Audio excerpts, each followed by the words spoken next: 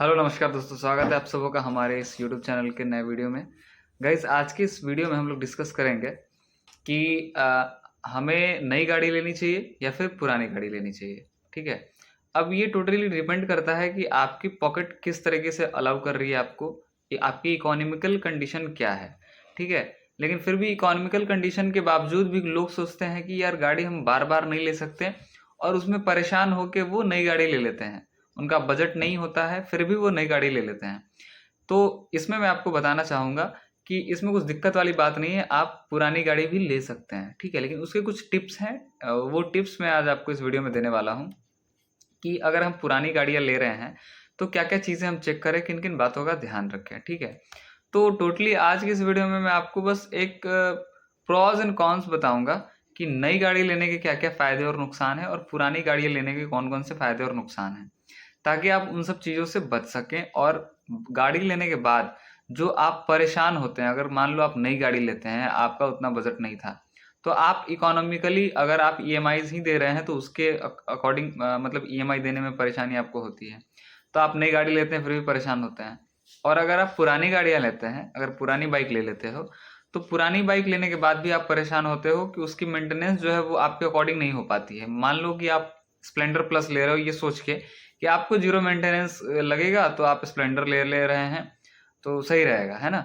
लेकिन कई बार क्या होता है पुरानी गाड़ियों में कि आप स्प्लेंडर तो ले रहे हैं लेकिन आपको खर्च पड़ जाता है एक अपाची का, है ना। क्योंकि आपको पता नहीं है कि फर्स्ट ऑनर ने या फिर जो आप सेकंड हैंड ले रहे हैं अगर, तो फर्स्ट ऑनर ने उस गाड़ी को किस तरीके से यूज़ किया है, किस तरीके से चलाया है, किस तरीके से उसकी मेंटेनेंस की है ना। तो अगर उसकी मेंटेनेंस अच्छे से नहीं हो पाई अभी तक, तो आपको उस गाड़ी को बहुत ज़्यादा मेंटेन करना पड़ेगा। तो इन्हीं सारे पॉइंट्स को हम मद्देनजर रखते हुए आज की इस वीडियो में चर्चा करते हैं। तो चलिए वीडियो को शुरू करते हैं। सो गाइस, हम सबसे पहले चर्चा करते हैं कि अगर हम नई गाड़ी ले रहे हैं, अगर नई बाइक ले रहे हैं, तो आपको क्या क्या चीज़ें हैं जो करनी पड़ेगी या क्या क्या चीज़ें हैं जो नहीं करनी पड़ेगी, है ना।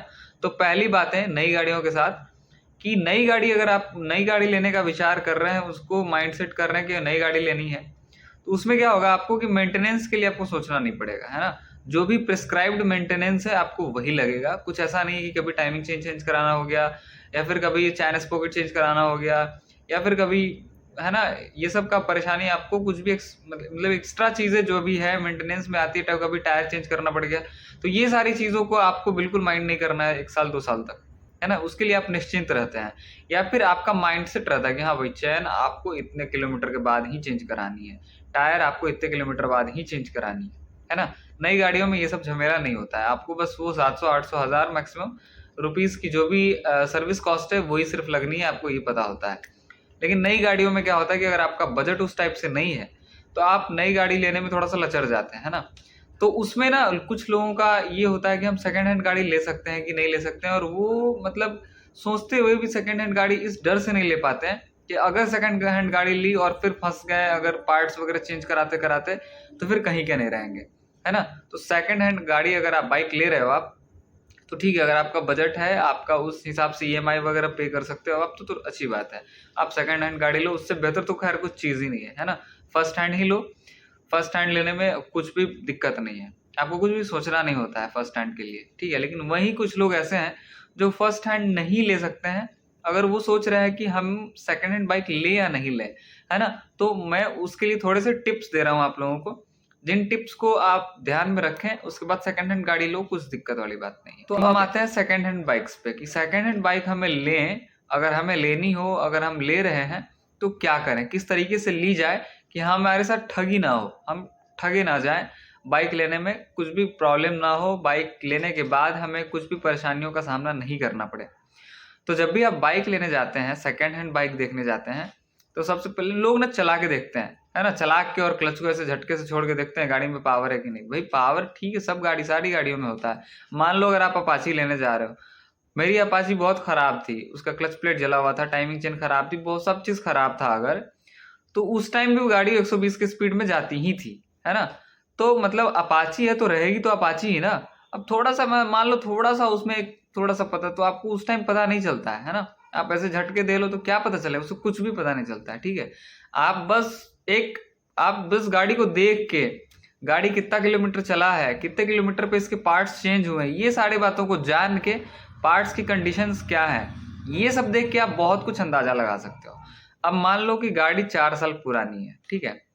बहुत सारे लोग जो होते हैं वो गाड़ी 4 साल बाद चेंज कर देते हैं। नई गाड़ी अगर आपने ली तो उस गाड़ी को मैक्सिमम 4 साल तक चलाओ। 4 साल बाद गाड़ी अगर आपको जिंदगी भर रखनी है, अगर उस गाड़ी से कुछ अटैचमेंट हो गया आपका, है ना, कुछ बॉन्डिंग हो गई है, पर्सनल बॉन्डिंग हो गई है, तो गाड़ी आप रखो। लेकिन अगर आप कह रहे हैं कि आपको वेल कंडीशनड गाड़ी पे चढ़नी है तो आप 4 साल तक गाड़ी को कंडीशन में रख के आराम से चल सकते हैं। तो मान लो कि अगर आप 4 साल बाद 4 साल पुरानी गाड़ी लेने जा रहे हैं, ठीक है, तो 4 साल पुरानी गाड़ियों में आपको क्या क्या देखना है, ठीक है ना। आप तो देख लो पहले कि टायर उसके चेंज हुए हैं कि नहीं हुए हैं, ठीक है। उसके बाद उसके टायर चेंज हुए होने चाहिए। ऐसा नहीं, अभी कुछ लोग ना, कुछ व्हीकल ओनर हैं जो कहते हैं कि गाड़ी में कुछ भी चेंज नहीं कराया हमने, सारा पुराना ही है और सारा ओरिजिनल वाला है। तो भाई ओरिजिनल हो या डुप्लीकेट हो, अगर 4 साल हो गए तो पार्ट्स तो घिसेंगे ही ना, और चाहे कितना भी ओरिजिनल हो, कितना भी जेन्युइन पार्ट्स आप लगा लो, टीवीएस का लगा लो, हीरो का लगा लो, बजाज का लगा लो, लेकिन उसका जब एक वैलिडिटी है, एक्सपायरी जब आएगी उसके बाद तो एक्सपायर हो ही जाएगा ना। गाड़ी तो चलती ही है, कुछ भी कर लो। तो मतलब जो भी, अगर 4 साल बाद गाड़ी ले रहे हो तो गाड़ी का जो भी पार्ट्स है क्या क्या चेंज होना चाहिए मैं बताता हूँ। टायर उसके आगे पीछे दोनों वाले चेंज होने चाहिए, ठीक है। या तो 4 साल गाड़ी के हो जाए या फिर 40,000 किलोमीटर हो जाए, उस पर सारे चीज चेंज होने चाहिए। चैन स्पॉकेट उसका चेंज होना चाहिए, है ना। चैन स्पॉकेट की कंडीशन जो बिल्कुल नहीं होनी चाहिए। उसके बाद आपका टाइमिंग चेन का क्या कंडीशन है, ये आप गाड़ी के साउंड से पता कर सकते हैं कि जो ओरिजिनल साउंड है, अगर गाड़ी का थोड़ा बहुत 19-20 है तो कुछ दिक्कत वाली बात नहीं है, लेकिन अगर गाड़ी का पूरा साउंड चेंज है तो टाइमिंग चेन उसमें जो है चेंज नहीं किया गया है, टाइमिंग चेन बिल्कुल नया होना चाहिए, ठीक है। उसके बाद एयर फिल्टर और मोबिल वगैरह का जो भी, इंजन ऑयल का, इंजन का एयर मोबिल फिल्टर का, ये सब का जो झमेला है वो तो हर एक सर्विस में चेंज किया जाता है, किया जाना चाहिए भी।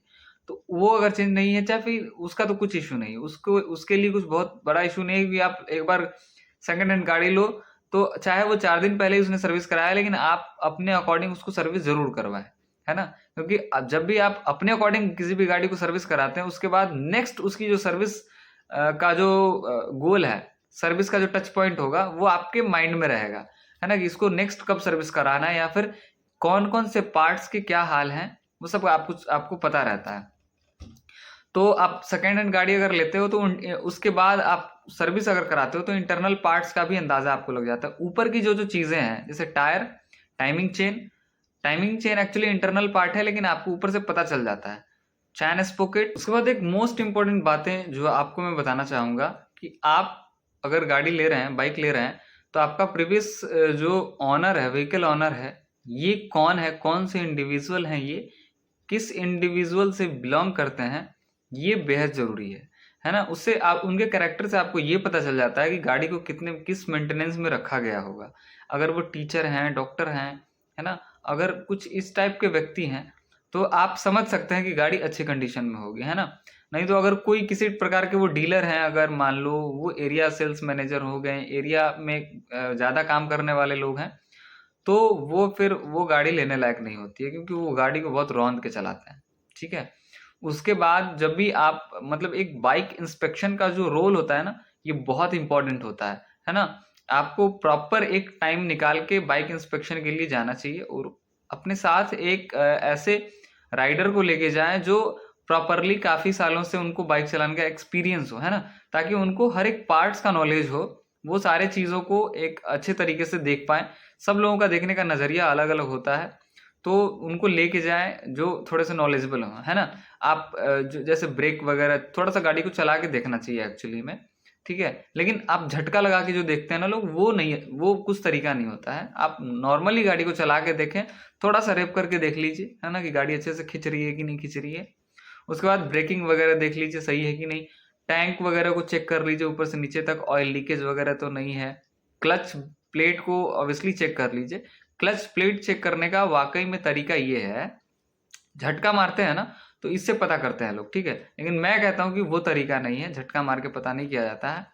क्लच प्लेट सही है या नहीं है, ये अंदाजा लगता है इससे कि मान लो आप गाड़ी को 2 नंबर 3 नंबर में भगा रहे हो, 2 नंबर में नॉर्मली जा रही है गाड़ी, आप अचानक से ऐसे एक्सेलरेशन कर दो।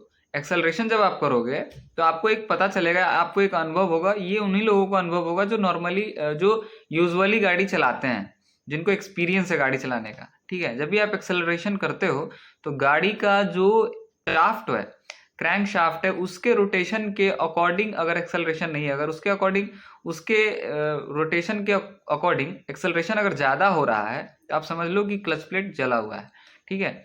मतलब एक्सेलरेशन जितने गाड़ी जितनी भाग रही है उससे ज़्यादा एक्सेलरेशन हो जाएगा ऑटोमेटिक, क्योंकि वो स्लिप करता रहता है। तो अगर स्लिप करेगा तो एक्सेलरेशन बहुत ज़्यादा हो जाएगी और गाड़ी को पुल इस हिसाब से नहीं मिल पाता है। तो आप उस केस में समझ सकते हैं कि जो क्लच प्लेट है वो जला हुआ है। और फिर एक्सेलरेशन बहुत ज़्यादा हो जाएगा। अगर आप आपने एक्सेलरेटर वैसे ही लिया हुआ है तो गाड़ी धीरे धीरे धीरे धीरे धीरे एक्सेलरेशन को कम करना है, मतलब जो वाइब्रेशन है उसका वो कम होगा और रफ्तार पकड़ेगी गाड़ी। तो ये एक परफेक्ट तरीका है ये जानने का कि क्लच प्लेट जला हुआ है कि नहीं।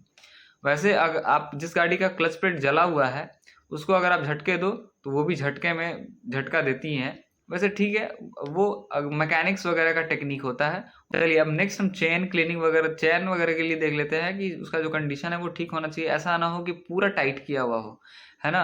अगर पूरा टाइट किया हुआ है तो आप समझ लो कि वो लास्ट कंडीशन में। टायर्स आपने चेक कर लिया, इलेक्ट्रिकल्स एंड बैटरी की जितनी भी उसमें चीज़ें लगी हुई हैं, लाइट हो गई, बिजली वगैरह, जो भी वायरिंग वगैरह है सारा चेक कर लो। वायरिंग वगैरह आप कैसे चेक करोगे, खोल के तो चेक करोगे नहीं आप।